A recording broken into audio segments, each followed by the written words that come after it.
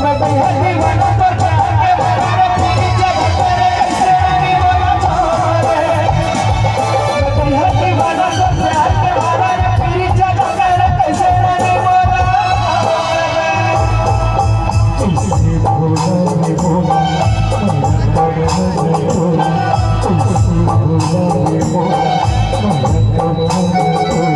कैसे